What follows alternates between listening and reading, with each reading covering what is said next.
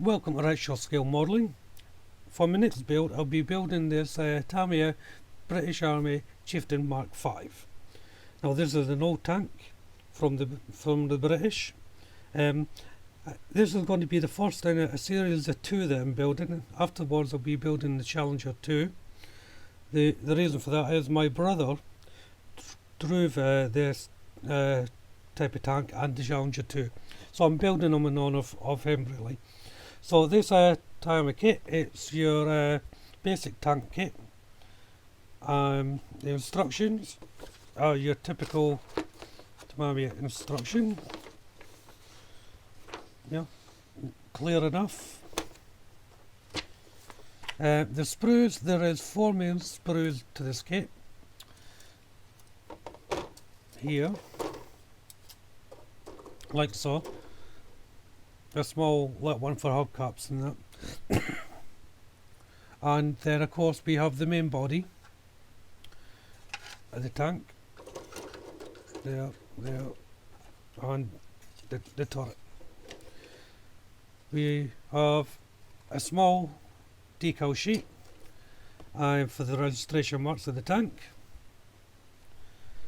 And this one comes with rubber tracks, so we don't have to build the tracks on this one.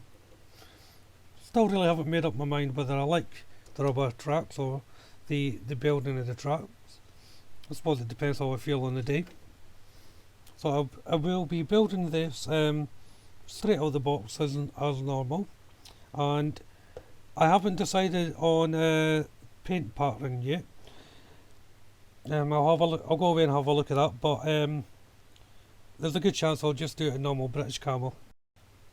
So let's go on with the build. Well, to start off with, I'll be painting the wheels and sprockets and things. These are all going to be painted in olive green 361 from Aqua colour. Now this is the base colour, so the entire tank will be done in this colour before I apply the camo and shading and things like that.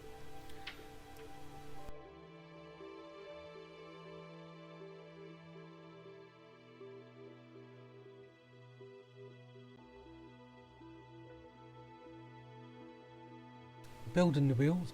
You can build these wheels in a manner of freewheeling or static. The kit does have the option inside for you to place batteries or in a motor inside, so if you want it to change it to remote control or anything like that, you can.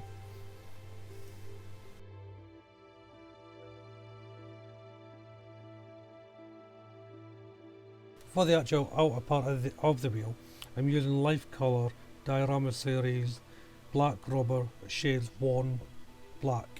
It does what it says on the pot. It gives a sort of like dusty blackish colour, but it makes it look like the wheel has been used.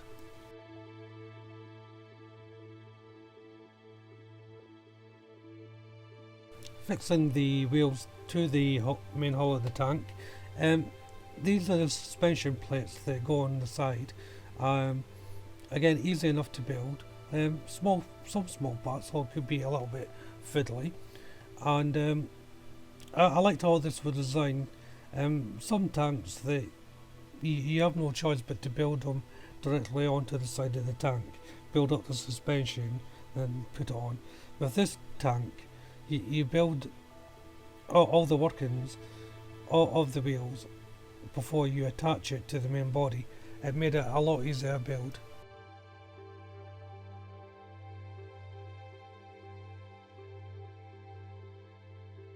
So as you can see, I'm just attaching the entire suspension unit and wheels now to the side of the tank.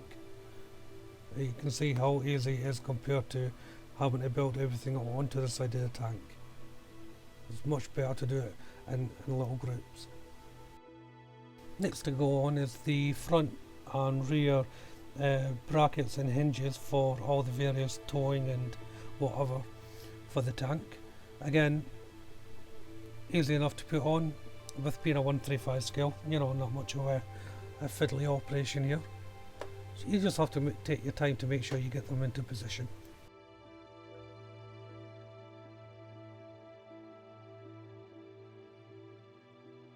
So here I'm just building the exhaust system that goes on the rear of the hull.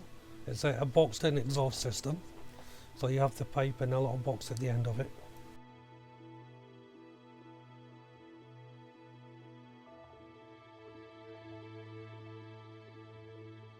Just painting the exhaust, Tamiya's metallic grey Mk5 Scale. Pre-painting these here because they're rather fiddly once they're on to actually paint them.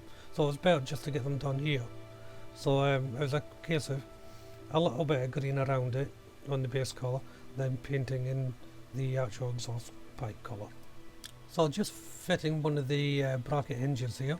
It has a little pin which you can either glue, or what I'm doing here, I'm just getting my hobby knife and laying it on top of the glue to the pin, just to flatten it down and create like a rivet to stop it from popping out. Gives it more of a chance to free move, as you can see there. Now things are on. I know where they're going. I'm just painting the panel now with the base colour before I assemble the rest onto the panel and wait for it to go onto the main kit. Inserting the drivetrain rod in here, this is where you can add electrical motors and vibration, things like that, for it to move. No, I am not. So it just goes in the wheel slot on. And once the wheels and that are on, it's worth checking to make sure you need to top up any paint or whatever. I'm just painting the hubcaps on this one because I hadn't pre-painted them. So just getting that done before moving on to the last wheels. And once you're happy with the wheels and everything, it's time to put on the rear panel. This slotted in rather nicely, but just make sure that it is in the proper position, because you don't want it to rub against the drivetrain wheel. Moving on to the tracks, I painted these in aqua colour steel number 91 as the base coat, and just literally putting it on here on both sides. When that dries, I brush over using a stipple brush of aqua colour number 83, which is a rust, and that's just to highlight and bring out the steel effect and give it a worn look, like a used dirty look. You can add mud effects, browns and whatever you're happy with. You don't have to be too neat on this. Actually, the messier it is, the better it looks. So I'm just like dabbing it on, as you can see. And once it's all dry, it's time to apply the track. So I put it in upside down, like you see, and stretch it around. Make sure the little holes are in the drivetrain wheel, so if you are having it free moving, the track will move with the wheels. Again, easy enough operation here. There's a little locators on the track, a little lip there. It just fits in a little slots. Now you can either melt the pins like I did earlier with the hobby knife, or you can glue them in place. So here I'm using the hobby knife now just to melt them down to hold them.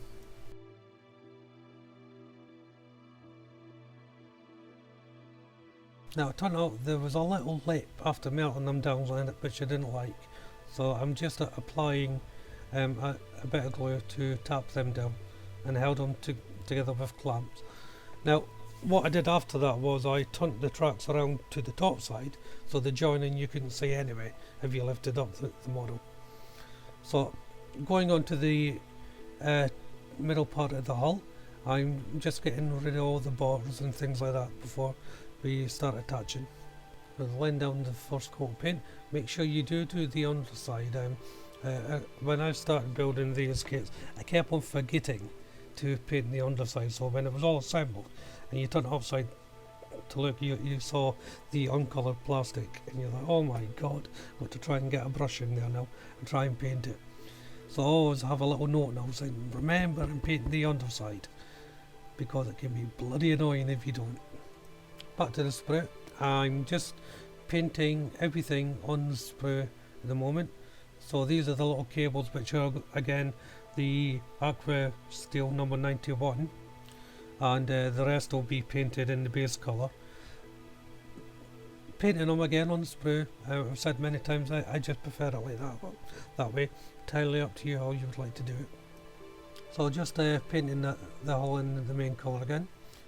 Looks a bit patchy there, but it was just the base colour I'm putting on, so it's easier to touch up and things as I go along. Also, when you start putting the furniture onto the hull, you're not trying to jam if you're hand painting your little brush in. Doesn't really matter if you're airbrushing, but if you're hand painting, you really have to do it. Now you may have noticed on the lower hull, at the bottom of the picture there's an F clamp holding the tank together. Now that is because after I put the track on, I noticed that one of the wheels was just coming away from the hull, and so I just re-glued it and clamped it up.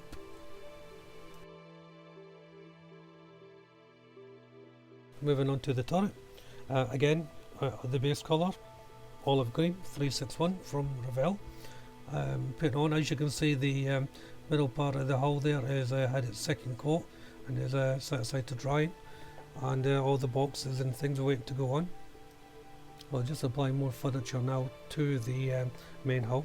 Another reason to have thin layers of paint when you're painting this, you can either scrape away the paint for the bonding process to go on, or you can just lay it down onto it. Takes a little bit longer to dry, but use tiny amounts of glue, or you'll end up having little bubbles of paint where the cement is eaten into the glue.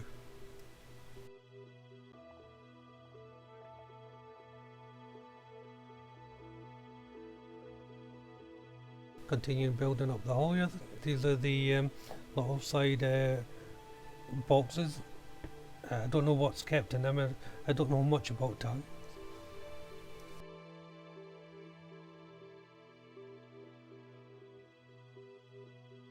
I'm applying the first hatch now for the driver position. That just slots in. On the underside of the hull, here you have to put in your own locator pins, and there's also a little strip of plastic you have to put in for the driver to sit in if you use the figures. Moving on to the gun barrel now. I started painting and realised I had to wait until I actually bonded it together.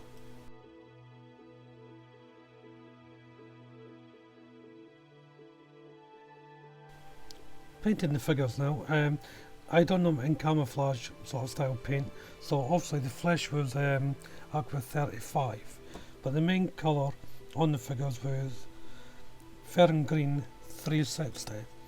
Then for the camouflage markings I used the dark green 39 and dark green 363.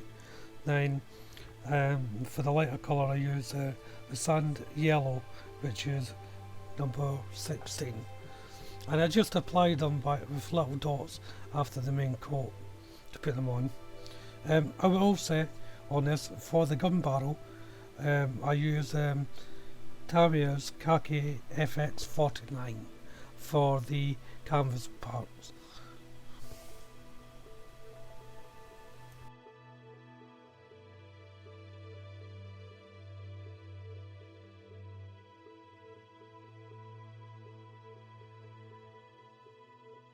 And now I'm just highlighting the barrel with the base colour for the straps over the canvas roll. So I'm applying the weather powder now to the back of the tank where the engines are, and this is Tamiya's Weathermaster B, and I'm using the suit one for this, and then I'll later go over it on with the weathering gun metal on Weathering Master C later on in the build. Time to fit the barrel to the turret now. There's no glue needed here, it just slots in.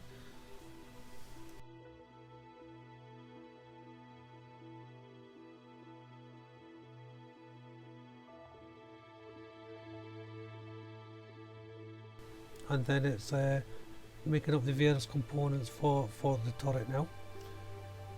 ammo boxes, extra guns, smoke grenades, and eventually getting onto the back cages.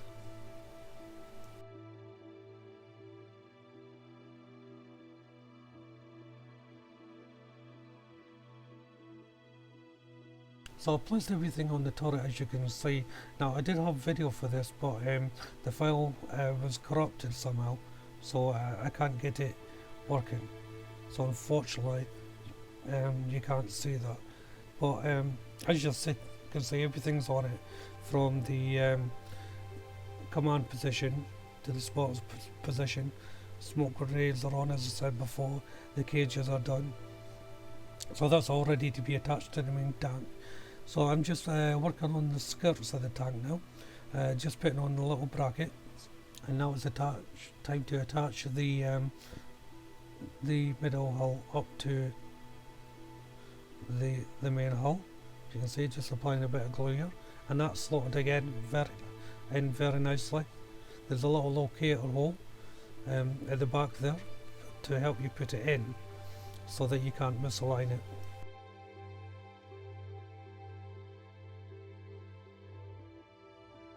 And I'm just stretching some sprue now for the aerials, so just lighting up a bit, melting a bit of sprue and stretching it out for the aerial. As you can see, I've done it a few times. I generally have a few bits and pieces like that already done, but it ran out, so I'm just doing a few more. Here I'm using the stretch sprue as cable to wind around the cable reel, and that goes on the main turret. And once it's wound around, I just slot it back into place. There was no glue required to attach this, because the reel is meant to move, obviously. So attaching the skirts, again they just go in the little locator pins that we put on at the beginning, and it just slots in. And once everything's dry, it's time to put the turret on. As you can see, it just goes in. Well, it's time to put the camouflage now.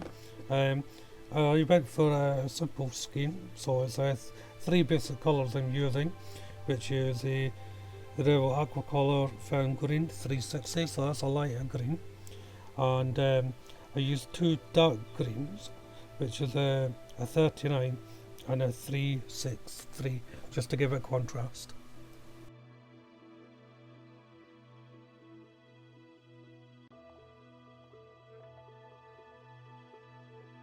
And I'm using Weathering Mask Powder C and the gunmetal part, just to go over the rivets of the tank and lines on that, to give it some definition and detail.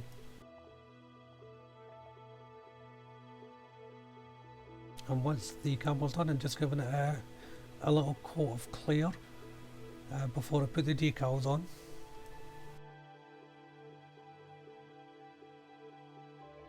I actually forgot to put the aerials in, so I'm doing that now. I didn't make any difference to them building the kit really, but I painted the wire in metallic grey, which is Tamiya's XF56. So onto the decals now. There's not many decals at all to go on it, just the registration plates, the identity markers.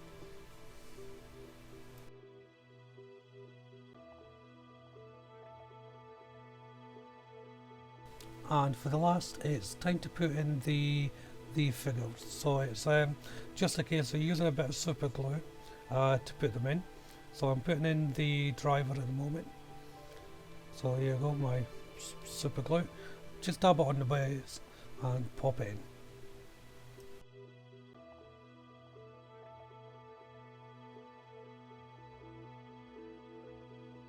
So that's the model finished, and it worked out rather well, I think.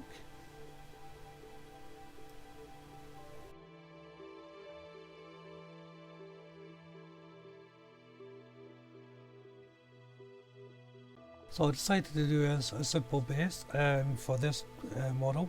So I got a piece of board which is A3 in size, and I'm just mixing up some paint.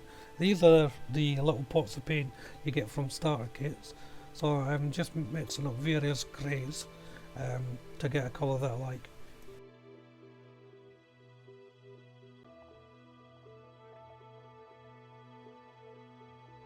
Now that I've got a colour that I'm happy with, I just pour some on and paint the board.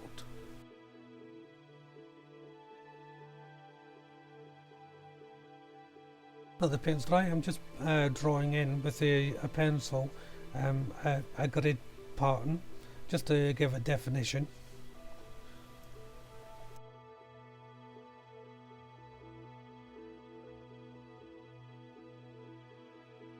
So now I'm just going over with a rubber on the lines just to smudge them out so they're not too sharp, and after that I'll just give it a little bit of varnish, and that'll be that. Well, that brings the build to an end. I hope you enjoyed watching it as much as I enjoyed building the kit. I'd recommend this kit, it's a really nice kit to build. At the end there's going to be a short slideshow, and feel free to watch any of my other builds on the channel. Leave comments on that if you wish. On my next build I will be building the Challenger 2 tank, but for now, thank you all very much for watching. Bye bye.